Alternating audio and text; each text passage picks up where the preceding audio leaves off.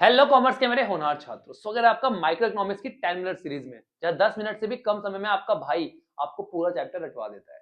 और आज का हमारा टॉपिक है फॉर्म ऑफ मार्केट। चलिए बेटा शुरू करते हैं और समझते हैं इसको with the help of real life example.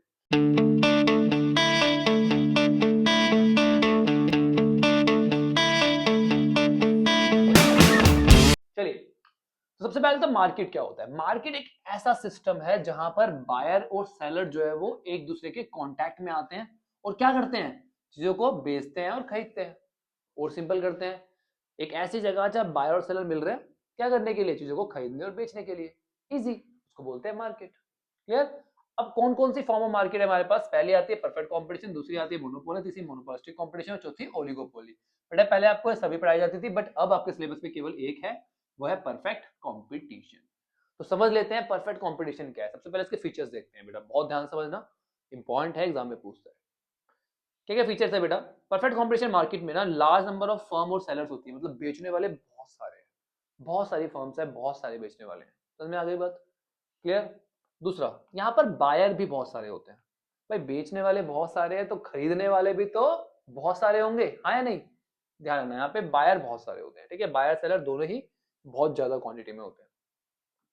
Third, यहाँ पर जो प्रोडक्ट सेल होता है ना बेटा, वो बिल्कुल सेम टू सेम होता है, होमोजीनियस होता है। होमोजीनियस मतलब बिल्कुल आइडेंटिकल, जितने भी सेलर है ना वो सेम तरह का प्रोडक्ट ही वहां पर बेच रहे हैं।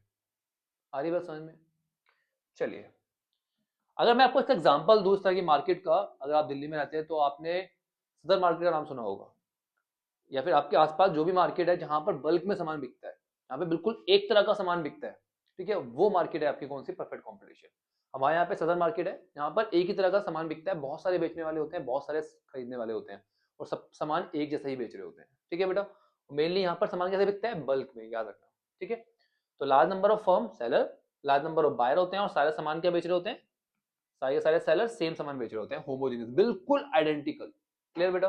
चलिए, अगला फीचर, परफेक्ट नॉलेज। इस तरह की मार्केट की ना कंप्लीट नॉलेज होती है, किसको, कंज्यूमर को, बायर को। अरे बस समझ में, जो भी ये बायर है उसको कंप्लीट नॉलेज होती है किसकी, इस तरह की मार्केट की, कि मार्केट में क्या प्राइस चल रहा है, क्या कंडीशन है, क्या क्वालिटी का सामान मिल रहा है, सब कुछ उसे पता होता है। अरे बस समझ में। क्लियर। तो परफेक्ट नॉलेज समझ में आ गया। अगला point, free entry and exit. यहाँ पर जो सेलर है ना, ठीक है, वो जब मर्जी दुकान खोल सकता है अपनी और जब मर्जी बंद कर सकता है। अरे बस समझ में, कोई रेस्ट्रिक्शन नहीं है, कोई लीगल रिक्वायरमेंट नहीं है, ठीक है। इसलिए उसको बोलते हैं free entry and exit. Clear. अगला पॉइंट, परफेक्ट मोबिलिटी। समझना इसको ध्यान से। बेटा आपको पता है, किसी भी इसको बनाने के लिए या बेचने के लिए आपको कुछ फैक्टर ऑफ प्रोडक्शन की जरूरत पड़ती है, बिना उसके कुछ भी चीज का प्रोडक्शन नहीं हो सकता, आया नहीं। तो ये जो फैक्टर ऑफ प्रोडक्शन होता है, लैंड, लेबर, कैपिटल, एंटरप्रेन्योर, ठीक है, ये जो है इस तरह की मार्केट में कंप्लीटली फ्री होते हैं। जो भी इनको ज्यादा पे करेगा ये बाहर चले जाएंगे। जैसे एक लेबर है, ठीक है, बहुत सारे सेलर्स है, जो उस लेबर को ज्यादा पे करेंगे, ठीक है, वो लेबर वहां पे जाके काम करेगा, इजी, उस पर कोई रेस्ट्रिक्शन नहीं है, परफेक्टली मोबाइल है, सारे के सारे रिसोर्सेज, ठीक है। शॉप है, जो उसका ज्यादा रेंट देगा वो उसको दे देगा उसको। समझ में आ रही बात, परफेक्टली मोबाइल, ठीक है। अगला आता है बेटा हमारे पास, नो एक्स्ट्रा ट्रांसपोर्ट कॉस्ट। इनकी ना कोई एक्स्ट्रा ट्रांसपोर्ट कॉस्ट नहीं होती। मतलब अगर मैं सदर मार्केट जाऊंगा, उसको बोलूंगा कि यार मेरे घर तक सामान भेज दे, तो वो नहीं भेजेगा, मुझे खुद वहां सामान उठा के लेके आना पड़ेगा। वो बात अपने शॉप के बाहर पैक करके रख देगा, वहां से मुझे खुद लेके आना पड़ेगा। मतलब कि कोई एक्स्ट्रा ट्रांसपोर्ट कॉस्ट नहीं है, आप उस मार्केट में जाओ और वहां से जाके अपना सामान ले आओ, ठीक है, वो आपके घर तक नहीं पहुंचाएंगे, ठीक है। समझ में आ रही है बात, हाँ या नहीं। कोई डाउट है तो बताओ यहाँ तक। बहुत बढ़िया, शाबाश। चलिए बेटा, अब बात करते हैं हम लोग, ये जो फर्म होती है ना यहाँ पर परफेक्ट कंपटीशन में, ये प्राइस टेकर होती है, प्राइस मेकर नहीं होती है, अपना प्राइस खुद डिसाइड नहीं करते। जो भी मार्केट में प्राइस चल रहा होता है ना, वही इनको यूज करना पड़ता है, उसी प्राइस पे सारा सामान बेचना पड़ता है। क्यों, समझना, इसके तीन रीजन है। पहला रीजन, परफेक्ट कंपटीशन मार्केट में बहुत सारे सेलर है, तो भाई आप उनके हिसाब से आपको चलना पड़ेगा, हाँ या नहीं। पहला, दूसरा, और सारे के सारे सेम प्रोडक्ट बेच रहे हैं। अगर भाई आप कुछ अलग प्रोडक्ट बेच रहे होते तो आप प्राइस कुछ अलग भी रख सकते थे, बट सबके सब सेम प्राइस बेच रहे हैं। पहला रीजन, नंबर ऑफ सेलर बहुत सारे हैं। दूसरा रीजन, सारे सारे सेम प्रोडक्ट बेच रहे हैं, होमोजेनियस प्रोडक्ट बेच रहे हैं। तीसरा, अगर आपने प्राइस कम भी कर दिया, कुछ प्राइस कम करके आपने बेचना शुरू किया, तो आपको लॉस हो जाएगा, क्योंकि इस तरह की मार्केट में सामान जो है बल्क में बेचा जाता है, और यहां पर जो प्रॉफिट मार्जिन होता है वो बहुत नॉमिनल सा होता है, बहुत थोड़ा सा होता है। ठीक है, अगर आप प्रॉफिट कम कर दोगे ना तो आपको लॉस हो जाएगा लॉन्ग रन में। समझ में आ गई बात? तो अननेसेसरी लॉस हो जाएगा अगर आपने प्रॉफिट कम किया। ये 3 रीजन है जिसकी वजह से आपको मार्केट में जो प्राइस चल रहा है उसी पे सामान को बेचना पड़ेगा। समझ में आ गई बात? ये क्या होते हैं? प्राइस टेकर, प्राइस मेकर नहीं होते। क्लियर हो गया? वेरी इंपॉर्टेंट क्वेश्चन, एग्जाम में बार बार पूछता है।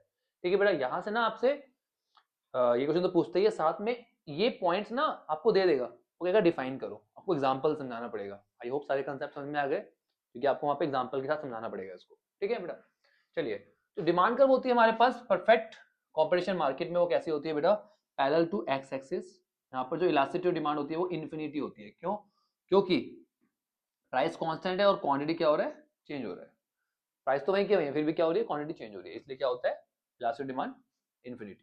क्लियर? याद रखना सर ग्राफ। अगला, ये जो हमारे पास फॉर्म्स होती है ना बेटा परफेक्ट कंपटीशन में, ये नॉर्मल प्रॉफिट कमाती है लॉन्ग रन में भी। नॉर्मल प्रॉफिट मतलब क्या होता है बेटा? जहां पर टोटल रेवेन्यू जो है वो किसके बराबर? Total cost. आपको पता है टोटल कॉस्ट के अंदर क्या होता है? Factor production, land, labour, capital, entrepreneur.